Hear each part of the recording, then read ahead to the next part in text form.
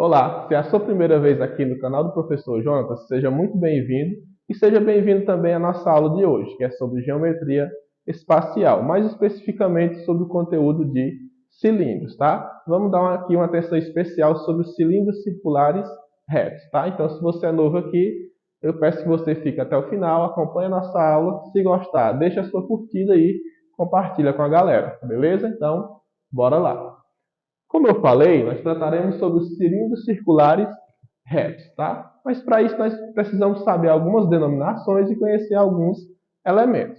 O cilindro, ele é um corpo redondo, tá? Ele é um sólido geométrico, conhecido por ser um corpo redondo, porque ele não é formado por polígonos, né? E ele também é um sólido de revolução. Por quê? Porque ele é formado através da rotação de um retângulo em torno de um eixo, né, em torno de uma reta. Então, quando faz essa rotação, você gera esse sólido geométrico que é o cilindro. Tá? Em um cilindro, nós temos como elementos o quê? As bases, tá? E a lateral.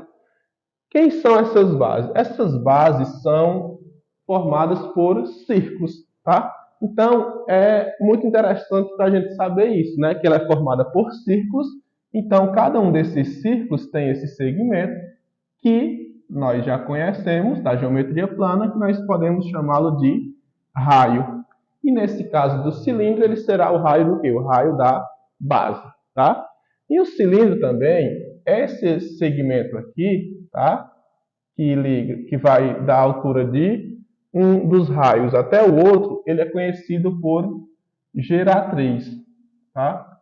E no caso aqui, nós temos um cilindro circular reto, em que essa geratriz forma aqui um ângulo de 90 graus. Tá? Quando isso acontecer, essa geratriz ela vai ser a própria altura H do cilindro. Tá? Então, nesse caso, a geratriz coincide com a altura.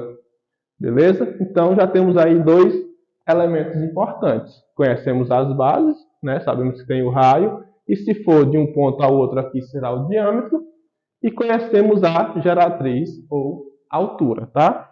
Se o cilindro for dessa forma, ou seja, um cilindro oblíquo, a sua altura será dada por esse segmento aqui, ó, tá? Que também forma ângulo de 90 graus, tá? Então essa aqui é a altura. E também terá o raio da base, tranquilo? Quando em um cilindro a altura dele é igual duas vezes o raio, ou seja, quando ela é igual ao diâmetro, nós temos um tipo de cilindro que é conhecido como cilindro equilátero. Tá? Então, mais uma denominação aí para você. Em um cilindro, é importante calcular alguns elementos. Tá? Um deles é a área da base. Mas como você conhece que a base ela é um círculo, né? Fica fácil saber quem vai ser a sua área. Você já conhece isso da geometria plana. Que o quê? Que a área de um círculo, nesse caso a área da base, ela é o quê? Π vezes raio ao quadrado, em que π é o quê? A razão entre o comprimento da circunferência e o seu diâmetro, tá? E na maioria das questões tem como aproximação 3,14, mas isso vai também depender da questão do material que você estiver estudando, tá? Quem é a área lateral? Se você pegar um cilindro, vamos pegar aqui um cilindro reto, que é o que a gente vai dar mais atenção, e fizer a sua planificação, esse aqui é um exemplo de uma planificação de um cilindro reto, tá? Se você observar bem, esse segmento aqui, que forma o retângulo, esse retângulo, tá? Ele é obtido quando você pega a circunferência e tipo estica, né? Dá uma esticada nessa circunferência. Então, se você pegar a circunferência, cortar ela aqui e esticar, vai gerar esse segmento em uma base e esse segmento na outra base. E aqui é a altura do cilindro, tá? Então, como é que fica o cálculo dessa área lateral? Ora, se eu sei que a área de um retângulo é base vezes a altura, e eu sei que essa base é o comprimento de uma circunferência, ou seja, 2 vezes π vezes o raio, então eu sei que a área lateral de um cilindro vai ser o quê? 2πr, que é a base, vezes a altura. Dessa forma aqui nós calculamos a área lateral dos cilindros circulares retos, tá? E como é que eu vou calcular a área total, né? Não temos aqui, mas a área total vai ser o quê? A área total é igual à área da base, só que nós temos dois círculos, né? Então, 2 vezes a área da base, ou seja, 2πr ao quadrado, mais a área lateral, que é quem? 2πr vezes a altura, tá? Isso dá a área total desse cilindro, que são as duas bases e também a lateral, tá? E o volume? Ora, geralmente o volume dos sólidos geométricos ele é calculado como? O produto da área da base vezes a altura. E no cilindro não é diferente, tá? Então, para calcular o volume, nós precisamos do quê? Da área da base, já temos aqui, ó, πr ao quadrado, vezes a altura h do cilindro. Então, você também consegue calcular o volume, tá bom? E temos aqui um exemplo bem tranquilo, que serve de base para você ir fazendo depois outros exemplos um pouco mais complexos, tá? Determine a área e o volume de um cilindro que possui raio da base medindo 5 centímetros e possui altura medindo 6 centímetros. Então, como nós vamos fazer isso? Vamos fazendo passo a passo. Ó. Quem vai ser a área da base? Nós já sabemos como calcular.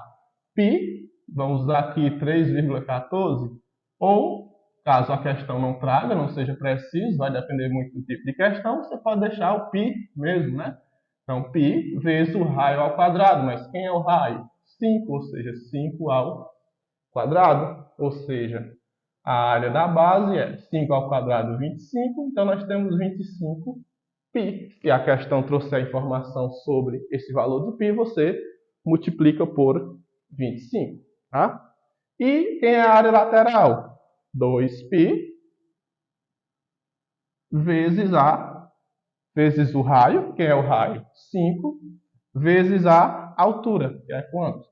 6. Então, nós temos que a área lateral para esse cilindro é 2 vezes 5, 10, vezes 6, 60, ou seja, 60π. Nesse caso aqui, como são áreas e as medidas estão em centímetros, tudo isso é em centímetro quadrado, não esqueça, tá bom? E então, quem é a área total? A soma das áreas da base e da área lateral. Lembrando que essa daqui é 2 vezes, né? Então, a área total vai ser igual a 2 vezes 25π mais 60π. 2 vezes 25 dá 50, 50 mais 60 dá 110. Então, a área total aqui é 110 π centímetros quadrados, tá? E, por último, mas não menos importante, nós temos o volume, que é quem? A área da base, ó, já está calculada. Então, o volume é 25π vezes a altura, que nós também temos aqui, ó, 6. Então, nós temos que o volume é igual a 150π, volume é em centímetros cúbicos, tá? Nesse caso. Então, nesse pequeno vídeo, eu queria mostrar para vocês isso. Alguns elementos importantes do cilindro, algumas expressões que a gente usa para calcular coisas importantes, que são as áreas e o volume, e uma aplicação com um exemplo simples que vai servir de embasamento para você estudar mais ainda, beleza? Mais uma vez, foi útil para você? Deixa a curtida e compartilha aí. Até a próxima. Abraço!